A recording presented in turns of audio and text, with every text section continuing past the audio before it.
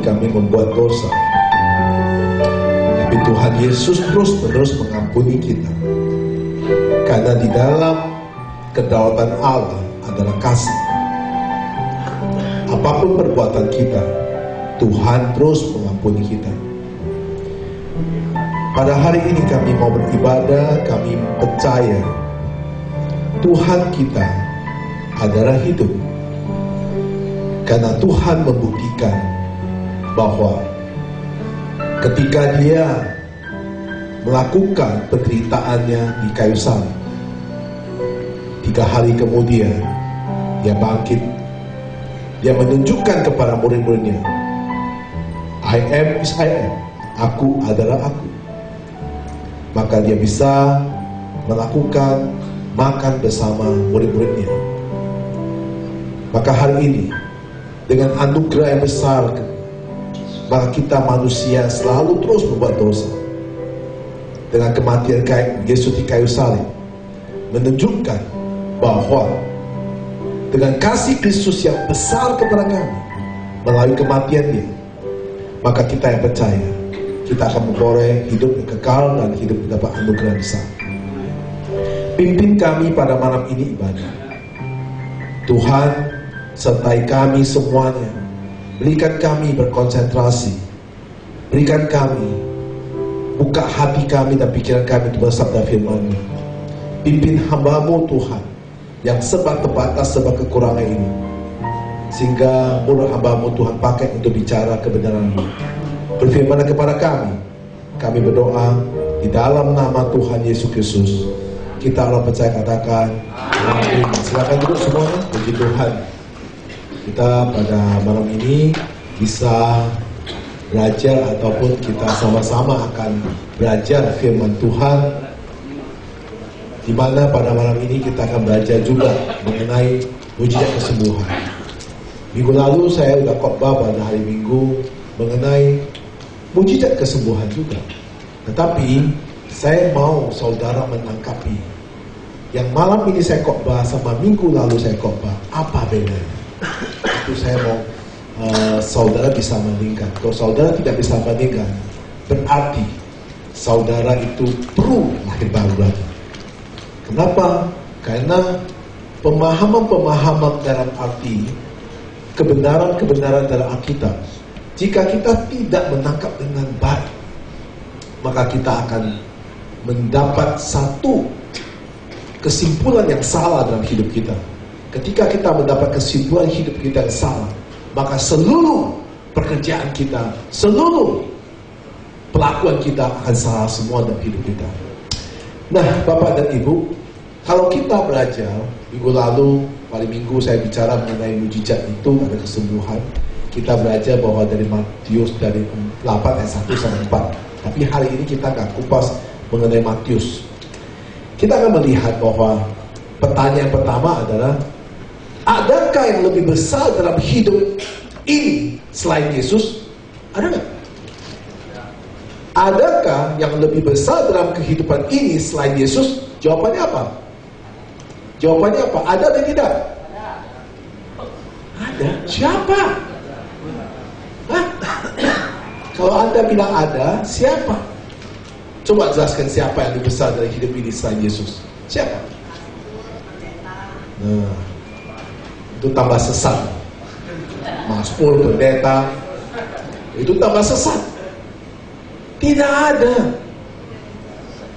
Tidak ada yang lebih besar dari Kristus. Kenapa?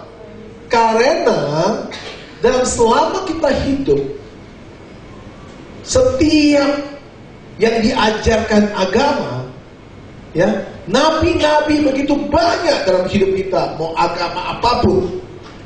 Mana ada agama atau tokoh pengajarannya atau tokoh yang memberikan pemberitaannya itu gak mati? Ada? Semuanya mati keok. Inilah di Alkitab mengatakan, Yesus mengatakan dia mati tetapi hidup, bangkit lagi. Nah ini berarti tidak ada yang lebih besar. Nah ini pemahaman satu dulu, itu salah. Apalagi pemahaman mengenai kesembuhan. Nah, saudara-saudara, hanya Tuhan Yesus yang terbesar dalam kehidupan kita. Tidak ada. Kenapa? Karena Tuhan Yesus selalu melakukan hal-hal yang mustahil bagi manusia. Mustahil bagi manusia, ketidakmampuan manusia, maka itu yang dilakukan oleh Allah. Sehingga segala sesuatu yang tidak mungkin dilakukan manusia, itu bisa dilakukan Allah. Berarti luar biasa. Ya, saudara bisa bedakan itu ya. Sesuatu yang tidak bisa dilakukan oleh manusia, bisa dilakukan Allah. Siapa yang lakukan? Yesus. Yesus. Saudara harus baik-baik. Orang Kristen, ya, orang Kristen, Tuhannya adalah siapa? Yesus Kristus. Kita harus jelas. Kok kita sebut Tuhan, Tuhan mana? Lihat, Tuhan banyak Tuhan. Orang sembahyang juga namanya Tuhan. Nah, Tuhan mana? Harus jelas. Tuhan Yesus Kristus. Tuhan. Nah, saudara sudah sempat. Ini kita udah mengerti ya. Tuhan Yesus Kristus. Berarti dalam itu segala tidak mungkin manusia lakukan akan bisa dilakukan oleh Allah. Saudara percaya itu? Amin gak? Amin. Nah, kita masuk deh, karena ini kita harus fokus. Kalau kita nggak fokus, nanti saudara tidak bisa menangkap poin-poinnya. Ketika saudara tidak menangkap poinnya, saudara akan mendapat satu pemberitaan yang tidak mengerti. Akhirnya saudara pulang, saudara tidak dapat apa-apa. Maka saya mengertikan dulu ini. Yaitu Tuhan kita Yesus Kristus, yang tidak mungkin dilakukan manusia, bisa dilakukan oleh Allah. Saudara teman saya sudah deal, ya sudah deal, berarti dapat poin 100. Oke, kita masuk kedua. Sekarang, yang dikatakan Alkitab, ketika kita memiliki rasa rindu, rasa haus, rasa lapar kepada Tuhan, Yesus Kristus ya, yang saya sebut Tuhan tuh Yesus Kristus, maka kita akan merasa ada kuasa menyertai kita. Ketika kita haus dan lapar, ada kuasa menyertai kita. Apakah itu bisa? Ketika kita haus lapar kepada Tuhan Yesus, kemudian ada kuasa menyertai kita. Apakah itu bisa? Bisa. Kenapa itu bisa? Dari mana munculnya kuasa itu datang? Dari siapa? Dari siapa kuasa itu berikan kepada kita? Ketika kita itu merasa putus asa, merasa kering, dan merasa haus, merasa lapar, artinya kerinduan kita untuk berdekat dengan Tuhan, tiba-tiba ada kuasa datang. Tentu datang dari siapa? Nah, bagaimana itu datang? Kita belajar, kita buka Yakobus 4 ayat 6-8. Yakobus 4 ayat 6-8. Kita baca bersama-sama. Yakobus 4 ayat 6-8. Tetapi kasih karunia yang dianugerahnya kepada kita lebih besar daripada itu. Karena itu ia katakan, Allah menentang orang yang congkak, tetapi mengasihi orang yang rendah hati. Karena itu tunduklah kepada Allah dan lawanlah iblis, maka ia akan lari daripadamu. Mendekatlah kepada Allah, dan ia akan mendekat kepadamu. Tahirkanlah tanganmu, hai kamu orang-orang berdosa, dan sucikanlah hatimu, hai kamu orang yang menduakan hati. Ayat 8 mengatakan, mendekatlah kepada Allah, dan ia akan mendekat kepadamu. Tahirkanlah tanganmu, hai kamu orang-orang berdosa, dan sucikan hatimu, hai kamu orang yang mendua hati. Jadi berarti apa? Berarti kalau kita mau diberi kuasa oleh Tuhan, kekuatan dari Tuhan, berarti kita harus ada hubungan intim dengan siapa? Tuhan Yesus. Tuhan Yesus. Ya. Bisa nggak kita hubungan intim dengan Tuhan Yesus? Bisa nggak? Halo? Bisa? Hah? Bisa? Nah, Inilah satu doktrin yang salah. Dari mana kamu bisa dekat Yesus? Siapa kamu sebenarnya? Ini hati-hati ya. Kalau kita bicara kita bisa, karena kita mengertikan artinya bahwa Tuhan dekat kita. Siapa bilang Tuhan dekat kamu? Siapa bilang Tuhan dekat kamu? Dari mana kamu bisa sebutkan Tuhan dekat kamu? Buktikan pada diri kamu bagaimana Tuhan dekat kamu. Anda berani katakan bisa, tentu ada sebabnya. Karena Anda didoktrin dengan pengertian Tuhan itu dekat pada Anda. Ingat, Alkitab mengatakan, tahirkanlah tanganmu, hai kamu orang-orang berdosa, dan sucikan hatimu, hai kamu orang yang mendua hati. Berarti apa? Orang yang kudus baru bisa dekat Tuhan. Betul? Anda bilang bisa tadi kan? Tadi Anda jawab saya apa? Bisa. Dari mana Anda bisa? Tangan Anda kotor, dosa gak karu-karuan, hatimu tiap hari benci orang, ya, kamu tiap hari mendua hati, lebih percaya orang daripada Tuhan. Ayo coba. Bagaimana saudara bisa dekat Tuhan? Berarti ini pendapat salah dulu ya. Maka saya bilang sebelum kita memahami, kalau orang daripada pengajar dari pemahaman yang salah, sehingga kita tidak mengerti. Sebelum kita ini berubah, sebelum kita ini pemahamannya benar, bagaimana kita doa bisa jawab Tuhan? Bagaimana kita bisa berkenan di hati Tuhan? Berarti makin lama kita ibadah makin jauh dari Tuhan. Kenapa? Karena kita didoktrani atau didoktrin mengenai Tuhan dekat. Sehingga kita bisa selalu tahu Tuhan. Kita bisa selalu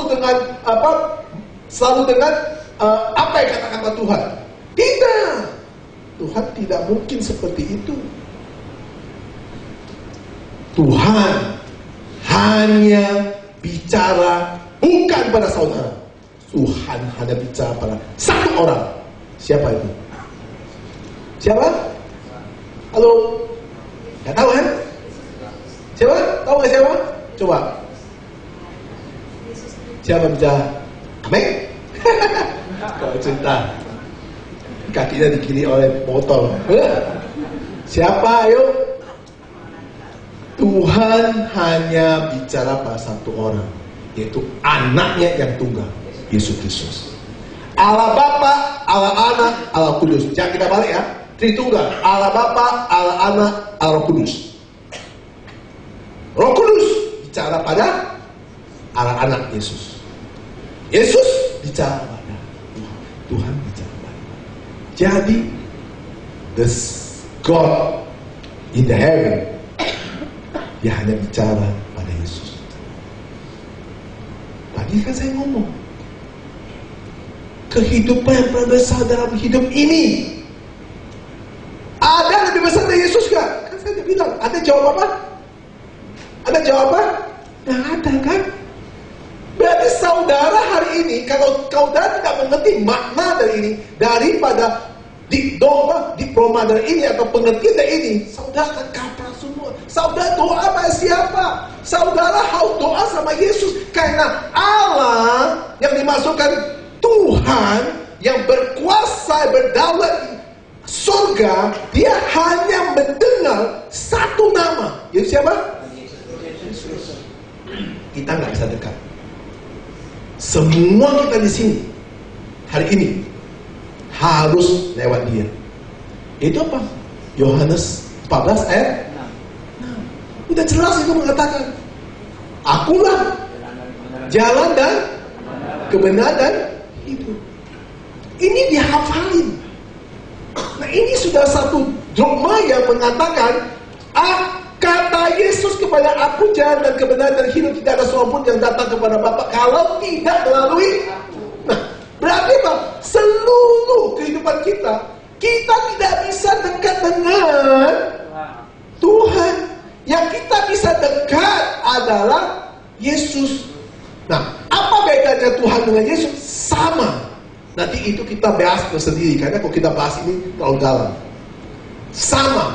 Kita disebut, maka kenapa kita waktu ibadah selesai harus baca pengakuan iman rasuli. Itu penting banget.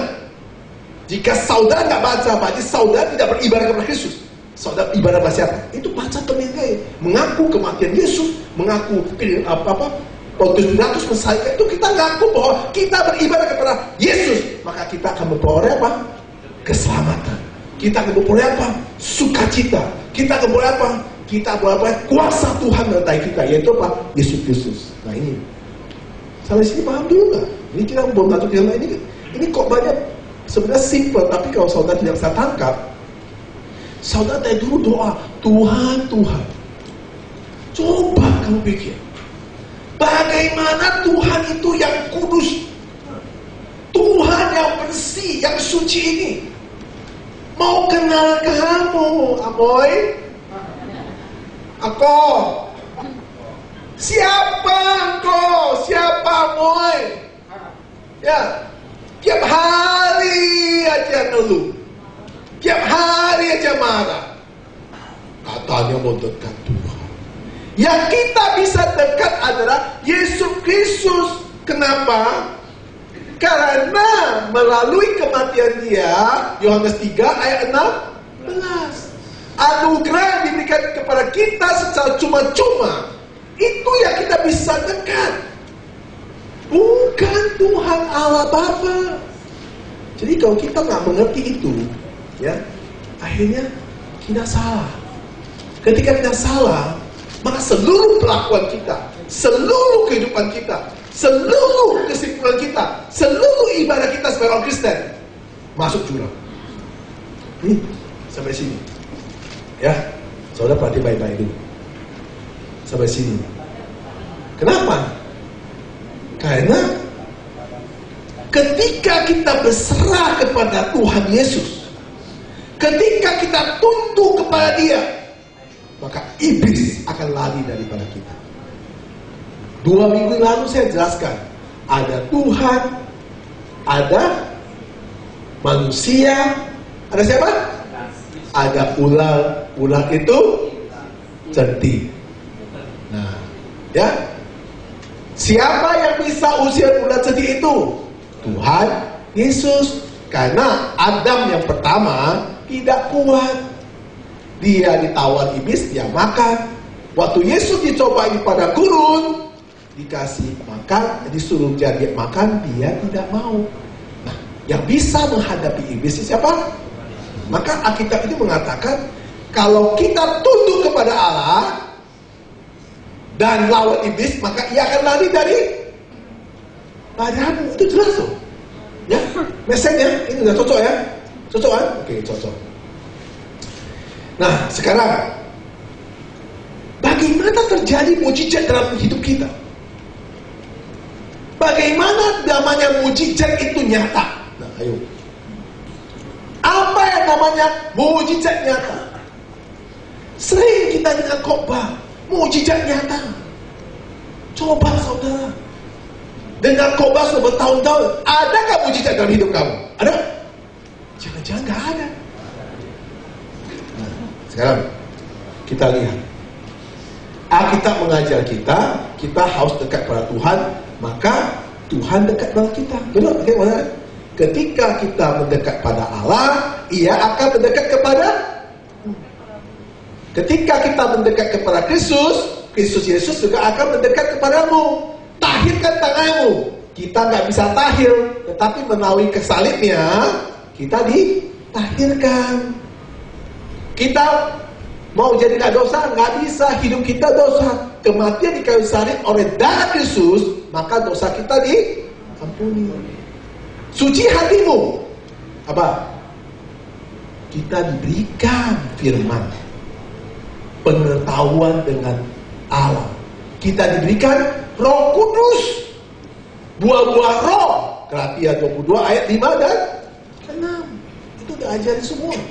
Sehingga Anda bisa sabar, Anda bisa mengalah. Nah, itu dijelaskan semua. Sehingga Anda bisa suci hati Anda karena Anda memiliki roh Allah, Roh Kudus. Paham? Ini ada sedikit pengajaran, tapi saya mau saudara menangkap prinsip-prinsip hidup saudara, supaya saudara tidak terjadi apa yang saudara udah lihat film tuh. Hah? Belum? Kenapa belum? Gak apa-apa. Kamu sabar, doa sampai asli keluar. Kok asli keluar kita bisa putar di apa? Di gereja. Gak boleh beli kopi. Saya gak mau beli kopi. Kita harus menghargai hak asasi manusia. Mazmur 68 ayat 18 sampai 20. Mazmur 68 ayat 18 sampai 20. Mazmur 68 ayat 18 sampai 20. Oke? Kita baca. Engkau telah naik ke tempat tinggi, telah membawa tawan-tawanan, engkau telah menerima persembahan-persembahan di antara manusia, bahkan dari pemberontak-pemberontak untuk diam di sana. Ya Tuhan Allah, terpujilah Tuhan hari demi hari. Ia menanggung bagi kita. Allah adalah keselamatan kita. Selah. Ayat 20. Allah bagi kita adalah Allah yang menyelamatkan Allah. Tuhan memberi keluputan dari maut. Betul nggak Alkitabnya seperti itu? Dan ini soal komputer karena salahnya. Betul nggak tadi bacanya? Salah. Salah kan? Saya tahu bahasanya nggak ada ini. Nah itu makanya saya bilang kalau di komputer yang ini, coba baca ayat 20 apa?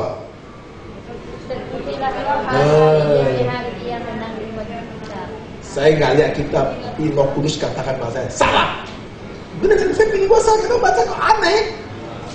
Nah, terpujilah Tuhan hari demi hari Ia menanggung bagi kita. Allah adalah keselamatan kita. Selah. Betul itu.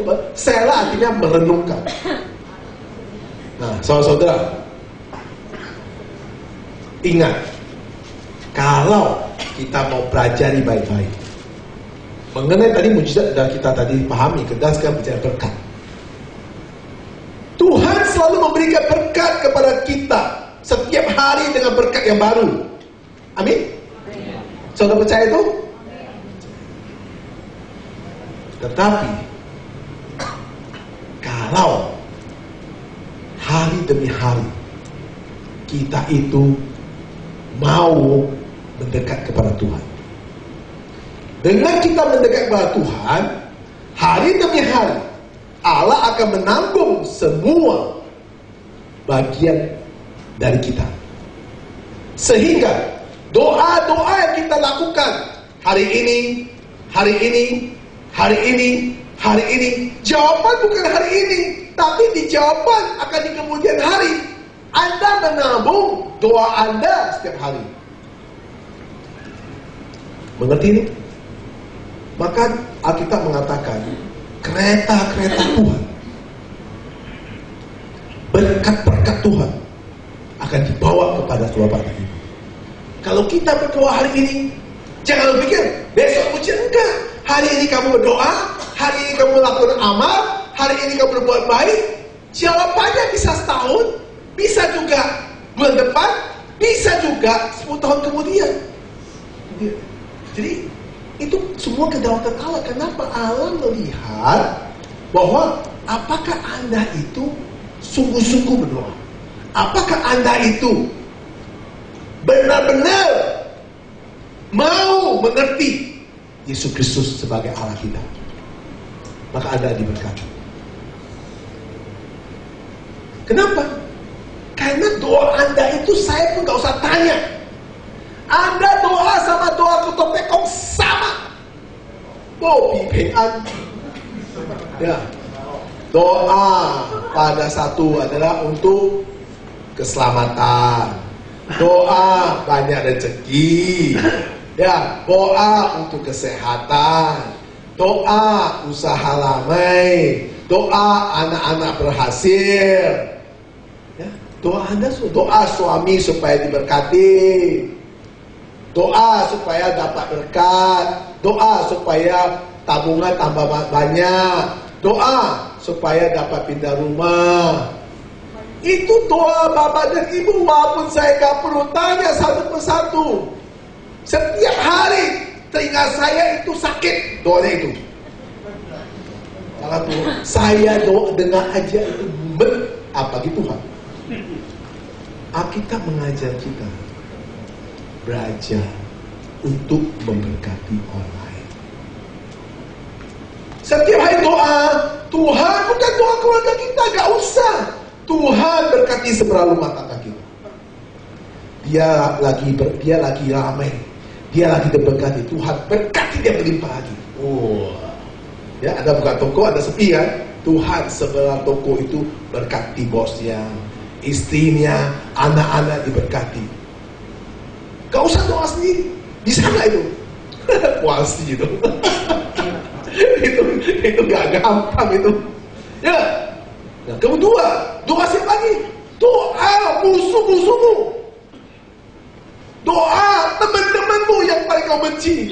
Tuhan berkati dia. Tuhan beri kesehatan kepada dia. Tuhan kirim berkat kepada rumah tangga dia. Makin berkat, makin kaya, lebih kaya lagi. Biar aku sendirian. Bisa?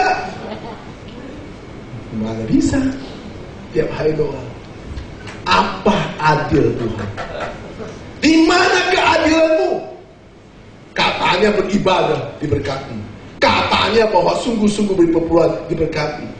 Lihat ya Tuhan. Kok bisa Pak? Jauh sekali. Apa yang saya perbuat Tuhan? Itu yang komplain Bapak dan Ibu. Jadi, kalau kita disuruh melakukan sesuatu untuk memberkati orang lain, ketika kita memberkati orang lain, maka kita akan diberkati. Kita harus berdoa untuk memberkati orang lain. Itu ajaran Kristus. Kasihlah sesamamu dan kasihlah musuhmu. Yang diajarkan Kristus itu Bapak dan Ibu, hukum Taurat membuat 10 perintah Allah. Tetapi Kristus membuat 2 perintah. Yaitu apa? Kasihlah sesamamu dan kasihlah musuhmu. Jika kita melakukan mengasihi sesama kita, kita lakukan mengasihi musuh kita, kita memberkati sesama orang, tetangga kita, teman gereja, dan orang-orang yang dekat kita berkati, maka kita juga memberkati musuh kita. Berarti kita lakukan firman Tuhan. Berarti kita percaya Allah kita adalah Yesus Kristus. Maka Yesus bilang, I am blessing you. Apa artinya? Lum cai sia. Tiap hari itu berontak terus saja. Artinya Allah akan memberkatimu. Kenapa? Contohnya ada nggak? Contoh ada. Ayub. Buka Ayub. Ayub. Kitab Ayub 42 ayat 10. Buka kita Ayub. Baca baik-baik. 3, 2, 1. Lalu Tuhan memulihkan keadaan Ayub setelah, ini garis bawahi, setelah ia meminta doa untuk Ayub. Sahabat-sahabatnya, sahabat-sahabat 3 sahabat itu yang dulu mengejek dia. Dulu kata, Ayub, memang itu kamu, nasib kamu begitu. Ayub, itu semua karena hukum Allah. 3 sahabat itu setelah ia meminta doa untuk sahabat-sahabatnya, dan Tuhan, baca baik-baik, memberikan kepada Ayub berapa? 2 kali lipat dari segala kepunyaan dahulu.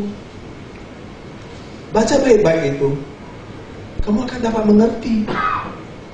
Nah, sehingga kamu tidak didoktrin dengan salah. Tadi orang katakan, pertama, mujizat. Kedua, ini berkat. Nanti kita akan masuk kesembuhan. Supaya Anda tahu, yang ditawarkan orang pendeta kan berkat, mujizat, berkat dan kesembuhan. Jadi saudara-saudara, apa yang kita lakukan ketika mau diberkati? Maka kita nih, doamu kepada tetanggamu, doamu kepada lawan bisnismu, doa dia, Tuhan berkati dia supaya keluarga semua sehat, anak-anak cucunya berlimpah. Kamu enggak, Tuhan, kenapa enggak murka dia aja Tuhan? Tuhan, kenapa enggak habiskan dia? Stop pintu dia. Ketika Tuhan stop, tidak ada orang halangi. Saya percaya Tuhan stopnya. Tuhan bukan stop dia, stop kamu. Karena hatimu gak benar. Aduh, ini kita ajar jelas ke? Ayub 2 kali lipat dari segala kepunyaan. Karena Ayub gak punya apa-apa, tapi dia doa teman dia. Yang pertama, kedua, ketiga itu yang menjelekkan dia, yang mencerita dia, meremehkan dia. Dia datang, I blessing you, I blessing you, I blessing you. Dia pulang, Tuhan bilang, I blessing you. Waduh, jadi dia. Ya, kamu enggak? I kill you, I kill you, I kill you. Tuhan bilang, I no kill you, I give you life. Lu mati sendiri. Tuhan bikin gak sentuh kamu, Tuhan bikin kamu hidup aja, lu sendiri gak ada, gak bisa apa-apa. Ayo satu lagi, Mazmur 66 ayat 18.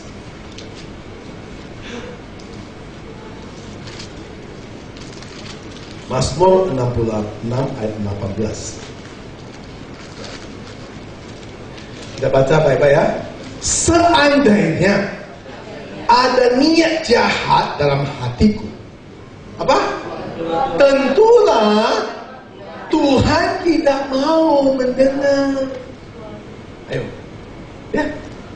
Jika ada niat motivasimu yang jelek, Tuhan tidak mau dengar.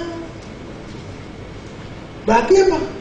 Berarti doamu gak nyampai. Belajar itu, ya, supaya saudara pahami mengenai mujizat, berkat. Nah, nanti kita khotbah kesembuhan. Saudara gak mengerti semua. Kalau saudara mengerti, aduh.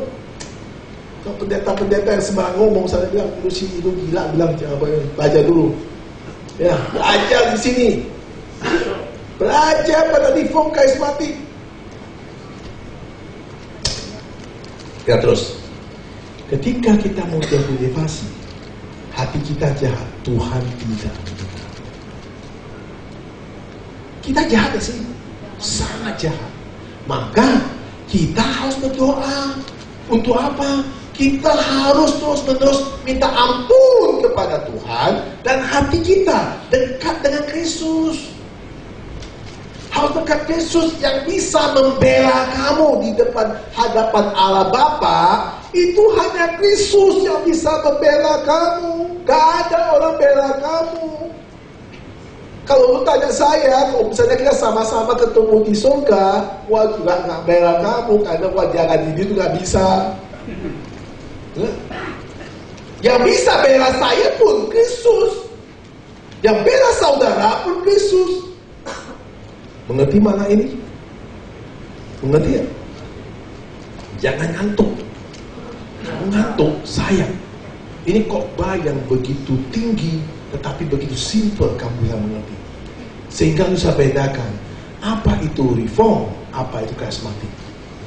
Nah sekarang saya akan buka mengenai apa itu reform, apa itu karismatik. Kita akan belajar firman Tuhan mengenai Markus 1 ayat 40 sampai 42. Markus 1 ayat 40 sampai 42. Ayo kita baca bersama-sama. Seorang yang sakit kusta datang kepada Yesus dan sambil berlutut di hadapannya. Ia memohon bantuannya. Katanya, kalau engkau mau, engkau dapat melahirkan aku. Ayat ke-41. Maka tergeraklah hatinya oleh belas kasihan. Lalu ia mengulurkan tangannya, menjamah orang itu dan berkata kepadanya, aku mau, jadikan engkau tahir. Ayat 42. Seketika itu juga lenyaplah penyakit kusta orang itu dan ia menjadi tahir. Ini kita bicara kesembuhan. Saudara-saudara, kembali ya, bicara kesembuhan, perbedaan antara reform sama karismatik beda di mana? Kita ulang lagi ayat 40, ayat 41. Ya. Nah, maka tergeraklah hatinya oleh belas kasihan. Lalu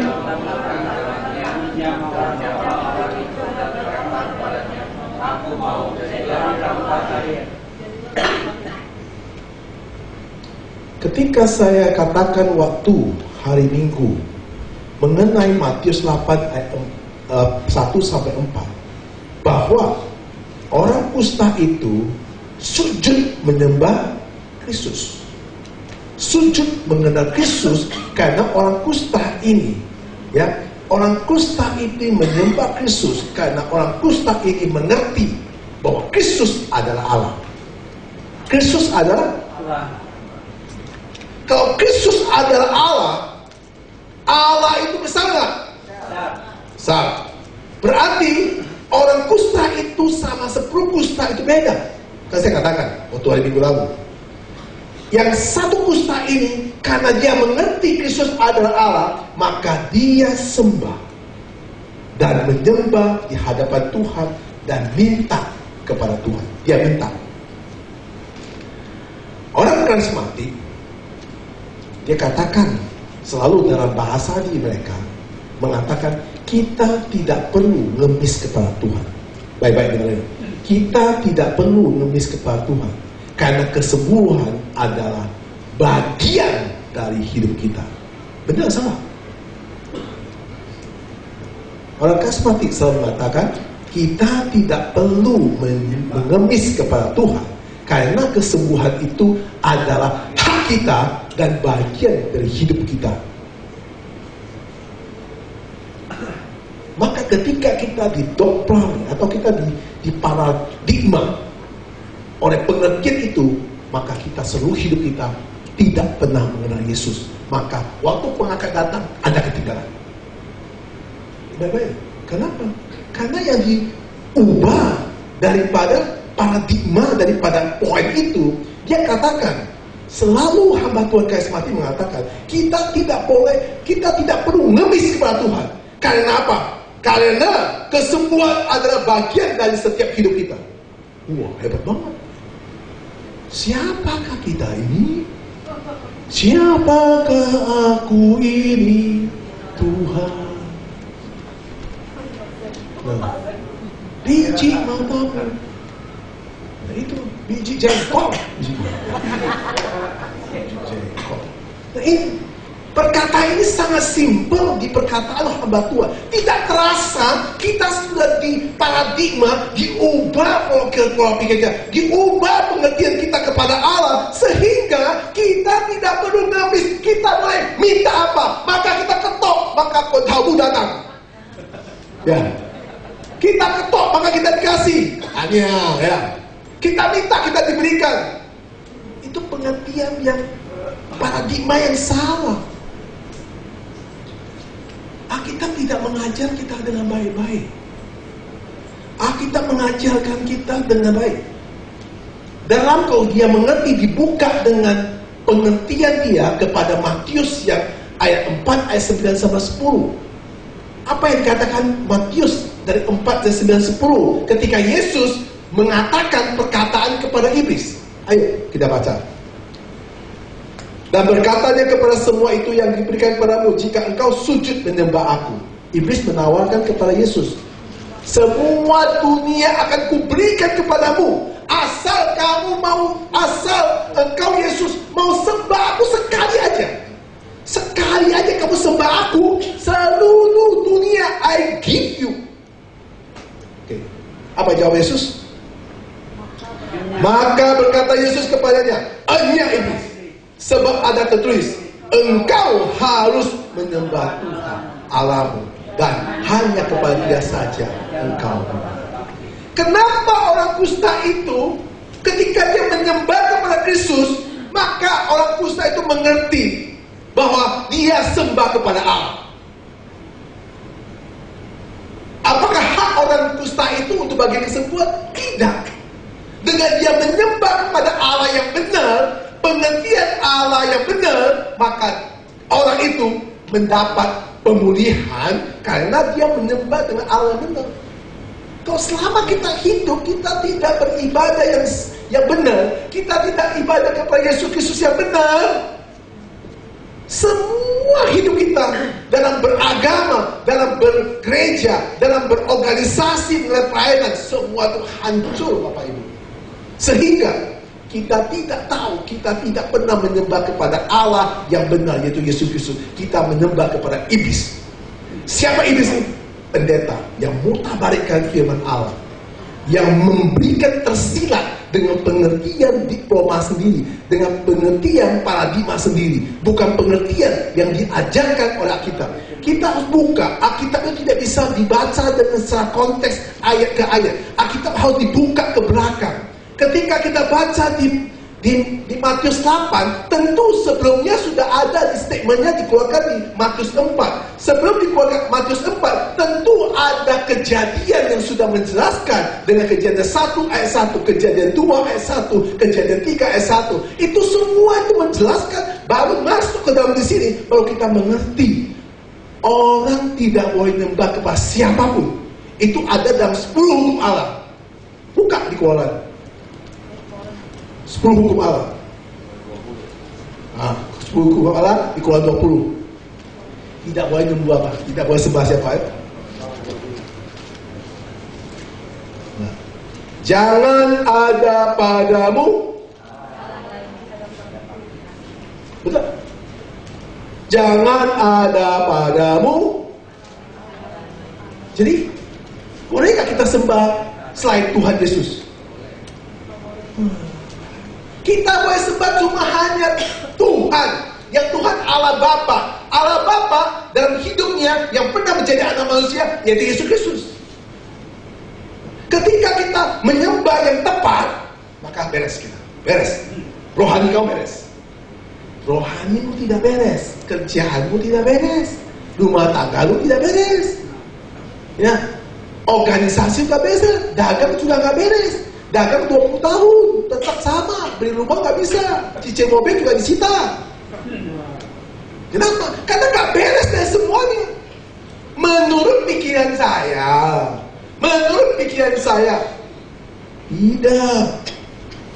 Tidak boleh menurut pikiran kamu. Menurut pikiranmu salah. Harus menurut perkataan Alkitab. Ditarik dengan pengertian benang merah itu ke Alkitab. Ada nggak Alkitab mengatakan bahwa perkataan kita tidak perlu mengemis pada Tuhan, karena Allah sudah menyediakan semua pada kita. Bumi memberikan pada kita. Betul. Baca baik-baik. Ketika Allah memberikan kejadian 2 ayat 15, ketika Allah menempatkan manusia itu untuk di Taman Eden, untuk apa? Mengusahakan dan memelihara. Berarti apa? Kerja. Mana ada bilang, maka minta kamu diberi. Siapa bilang itu? Kurang aja itu orang itu. Mempermainkan kata Tuhan itu. Nah itu, pengertian itu. Bapak harus ngerti itu, tangkap itu. Kok Bapak kau tangkap itu semua?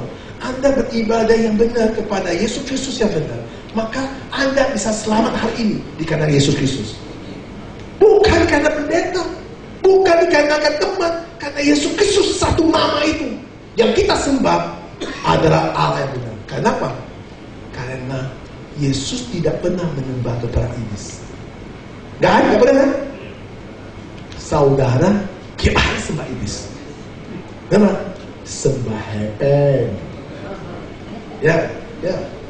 Kalau ada duit, suka kerjakan apapun mau kamu. Benar? Ya.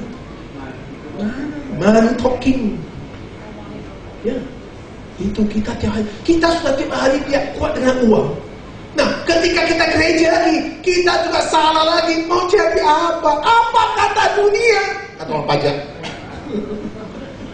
Apa kata dunia? Itu iklannya selalu ngomong itu kan. Apa kata dunia? Nah. Ya, bisa mengerti gak itu? Nah, jadi orang kusta itu menyembah Yesus, berarti dia tahu Yesus adalah Tuhan. Jelas sekali. Nah, saudara-saudara, ketika Yesus mengatakan, jika Tuhan mau, Tuhan bisa lahirkan aku. Karena dia sembah yang benar, dia tahu Allah yang benar, maka ketika dia minta, pasti dijawab. Karena benar. Coba Anda, kalau pengertian ini ada pada kita, betapa bahagianya hidupmu. Bahwa seluruh kamu bawa keluarga kamu mengenal Allah yang benar. Maka ketika kita lihat film pengangkatan itu, Anda pasti diangkat, tidak mengalami kematian. Tapi sayang sekali, bertahun-tahun sampai hari ini pun kamu dengar khotbah, tapi tidak pernah berubah. Kenapa? Karena Anda tetap hormati bukan Yesus, yaitu uang. Udah, bukan. Ya, bukan. Anda kalau misalnya ketika pengangkatan Anda diangkat, Anda nggak diangkat nggak masalah lagi. Gak masalah, Anda dilempar kepada gudang uang, disuruh hitung tiap hari. Kejadian hitung uang, karena Anda semakin suka uang. Setan bilang, aku tahu kamu tamak dengan uang, mari ikut saya. Ini uang milik kamu, tapi kamu tidak boleh keluar pintu. Jadi hitung, hitung. Biar kamu ambil sebanyak mungkin, tapi tidak boleh keluar dari uang itu. Hitung lalu sampai hari. Hari demi hari bosan. Akhirnya bakal uang untuk apa? Untuk apa? Untuk masak nasi, bakal uang untuk goreng ayam.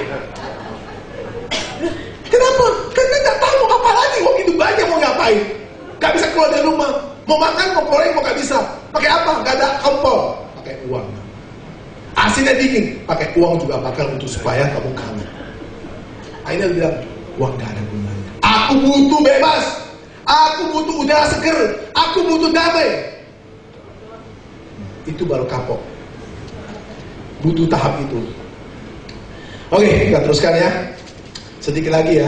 Karena sebenarnya panjang, tapi aku memberikan sesimpel-simpel supaya saudara mengerti. Karena saya takut saudara tidak mengerti selama ibadah. Yang kita sembah sebenarnya harus Yesus Kristus, bukan Tuhan-Tuhanan atau Allah-Allah lain. Karena pengertian ketika salah, maka seluruh paradigma kita salah. Maka paradigma kita harus diubah. Mulai hari ini paradigma kita harus diubah. Cara ubahnya bagaimana? Maka kita harus percaya. Pola pikir kita ubah. Cara ubah bagaimana? Baca Ibrani 4 ayat 16.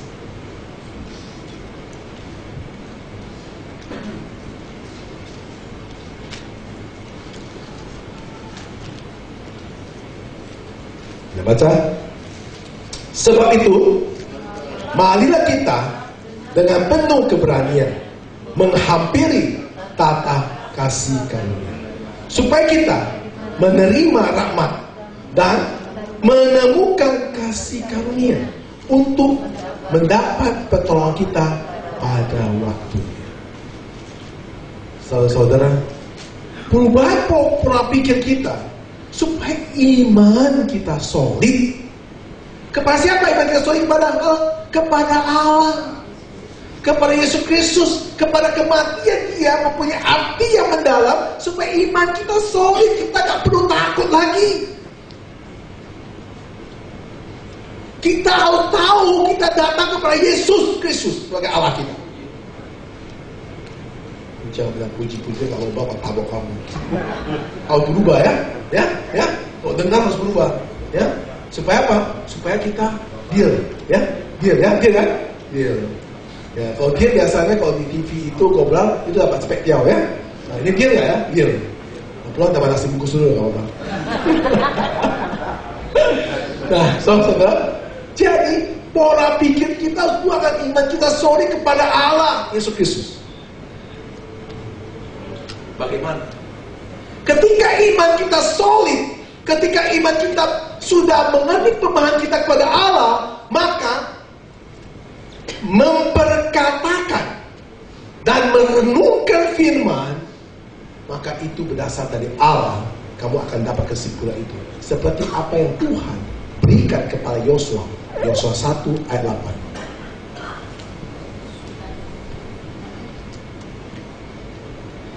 Kita baca bersama-sama.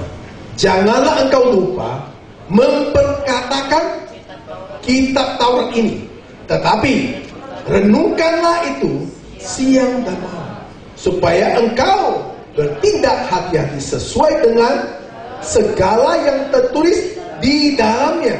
Sebab dengan demikian perjalananmu akan berhasil dan engkau akan berhasil. Anda harus baca ayat berkali-kali. Kau jangan baca sebentar. Janganlah engkau lupa memperkatakan kitab Taurat ini, tetapi renungkan itu siang dan malam, supaya engkau bertindak hati-hati sesuai dengan segala yang ditulis pada Alkitab di dalamnya. Sebab dengan demikian perjalananmu akan berhasil dan engkau akan haujuan, beruntung. Itu jelas sekali. Jadi kalau kita pahami semua ini, dengan kita mendengar firman Tuhan setiap saat, dengan kita punya waktu kepada Tuhan, dan kita itu menyukai firman Tuhan, maka setiap hidup kita, aspek-aspek kita itu benar sesuai dengan firman Allah, maka Anda kemana-mana berhasil dan beruntung.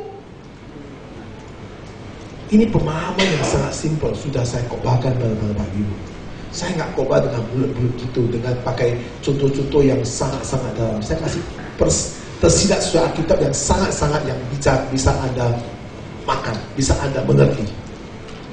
Nah, kenapa? Karena sekarang itu mengerikan.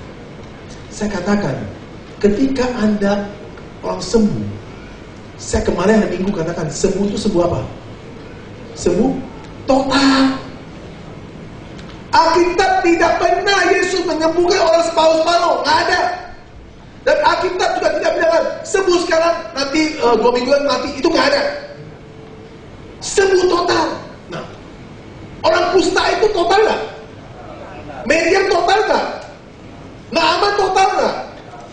Mana ada sembuh kusta? Besok 2 minggu lagi muncul bintik-bintik lagi. Itu bukan sembuh, itu kagetan. Gitu. Ya. Mana ada orang pincang sembuh, terus 2 minggu lagi pincang sedikit lagi jalan. Itu bukan sembuh, itu semangat hidup. Nah, Bapak dan Ibu, jadi mana ada kemarin saya bilang orang sembuh jantung, tapi nggak bisa olahraga. Itu bukan sembuh, itu kaget-kagetan.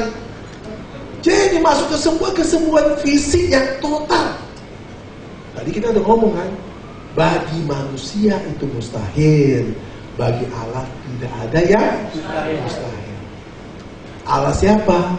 Yesus Kristus. Dari Injil Matius, dari Injil Markus, dari Injil Lukas, dari Injil Yohanes, kita bisa baca orang lumpuh, orang mati, kemudian orang buta, yang gak mungkin jadi mungkin.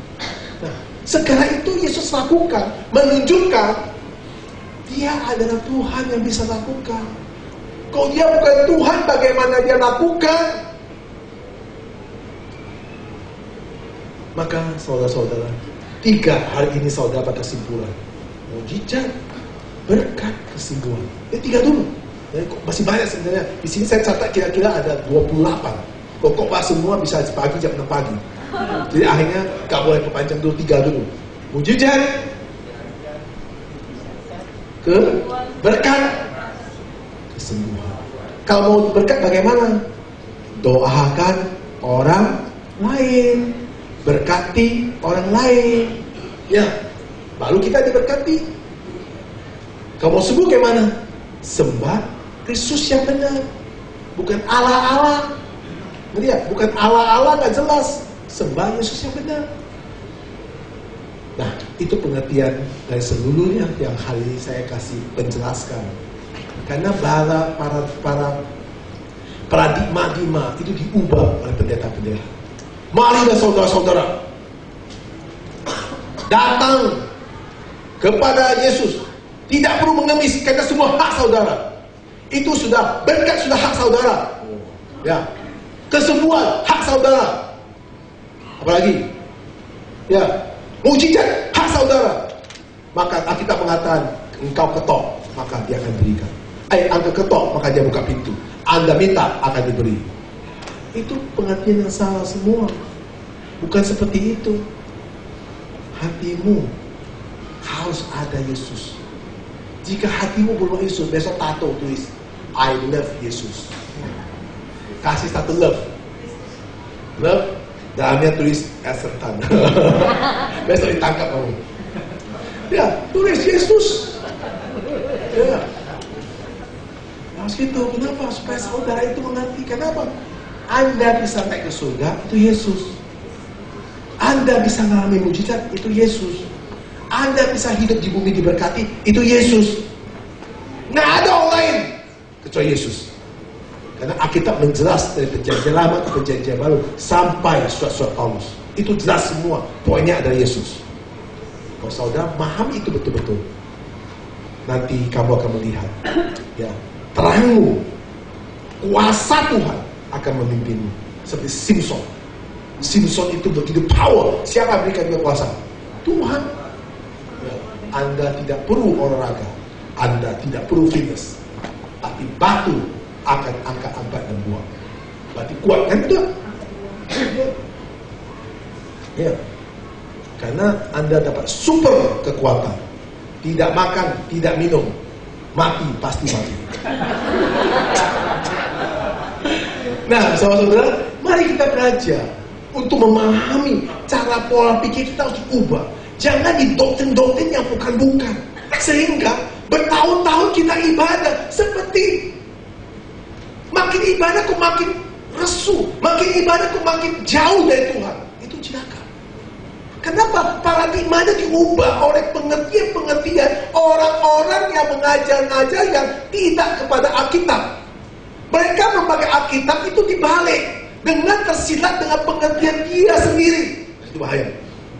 Saya katakan bahwa bukan pengertian saya. Saya mengatakan bahwa semua ada frekuensinya. Itu yang saya ajarkan kepada Bapak. Dilihatkan siapa yang mengatakan dari Kejadian sampai kepada perjanjian lama itu menjalankan bahwa yang mereka sembah adalah Yesus. Itu benar-benar strong, benar-benar kuat. Ketika Anda kuat itu, Anda luar biasa. Jangan bilang mati tahun 2080, mati sekarang sudah siap. Kenapa? Karena aku akan bersama Yesus di surga. Kenapa? Sudah mau diangkat. Ya, ya. Kalau gak bisa angkat, Anda loncat sendiri. Ya, tubuh tetap binasa, kalau Anda angkat sendiri. Ya, tak angkat kan?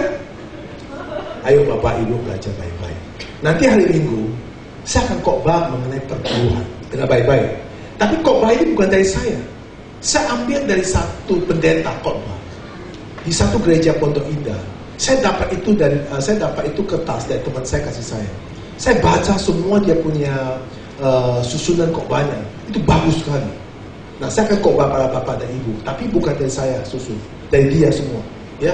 Nah, kenapa? Karena saya nggak boleh ngomong kalau bukan saya. Wah, kalau saya hebat banget Pak. Bukan dari saya, dari orang lain saya ambil, saya akan khotbah para bapak ibu. Tapi coba kita mengerti sebenarnya apa itu perpuluhan. Kita belajar semua supaya kita makin lama makin mengerti, makin lama makin rohani, makin dewasa, sehingga Anda nanti mukanya sama dengan Yesus. Ya, yang cewek Maria lah, cewek. Ya, yang cowok Yakub. Ya, amin. Daud. Ya, Nasiri kan, Daud kan mau tahu nggak? Boleh tahu, benci Daud. Hah? Ampuni. Ya, si Samuel jadi Gideon. Ya. Siapa si Rasi jadi Yosua. Aduh, luar biasa. Waduh, semua pasukan dari Alkitab semua ada. Tapi hidupnya lebih parah daripada Alkitab. Marilah kita membuka ini, mengubah paradigma ini. Kalau saudara mengerti itu, saudara bisa pahami apa yang saya khotbahkan. Saudara dengar baik-baik dan saudara buka hati, pasti saudara mengerti. Kenapa? Roh Kudus akan pimpin saudara mengerti. Kalau saudara dengan caranya pengertian dan kemampuanmu mungkin tidak bisa, tetapi dengan pengertian Anda buka hati, minta Roh Kudus yang pimpin saudara, saudara akan diberi pengertian yang luar biasa. Tuhan Yesus berkati Bapak Ibu. Bapa kami yang di surga, kami bersyukur kepada Tuhan Yesus Kristus yang pada hari ini kami kami mendengar firman yang disampaikan kepada kami, mengajar kami mengerti dalam seluruh daripada perkataan-perkataan-Mu di dalam firman ini, yaitu Engkaulah Yesus sebagai Allah kami yang harus kami sembah dan harus kami sujud dan harus kami benar-benar mengerti sepenuhnya kepadamu, karena Engkaulah Yesus adalah Allah kami yang membawa kami menuju mengenal kepada Allah Bapa. Dan kematian Engkau di kayu salib menunjukkan Engkau membayar dengan harga yang mahal, menembus semua dosa-dosa kami. Dan ketika Engkau mati di kayu salib, Engkau juga memberikan kami Roh Kudus yang melindungi kita dalam kehidupan kami ini, sehingga membawa kami kembali kepada jalan kebenaran. Maka Tuhan mengajar kami pada hari ini juga mengenai doa-doa kami. Kiranya Tuhan mengajar kita mengasihi sesamamu, mengasihi musuhmu. Belajar kami berdoa kepada orang lain. Belajar kami untuk memberkati orang lain. Maka ketika kita melakukan itu, maka kita mentaati perkataan Yesus Kristus.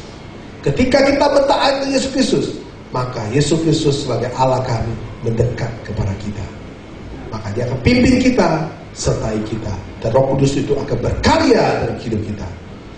Maka kita akan mengerti akan seluruh dalam pengertian hidup kita yang sebenarnya. Pimpinlah umat-Mu, buka hatinya, dan pengertian ini Tuhan tanamkan ke dalam hidup mereka menjadi pelaku firman Tuhan yang benar. Kami berdoa di dalam nama Yesus Kristus, kita percaya katakan amin.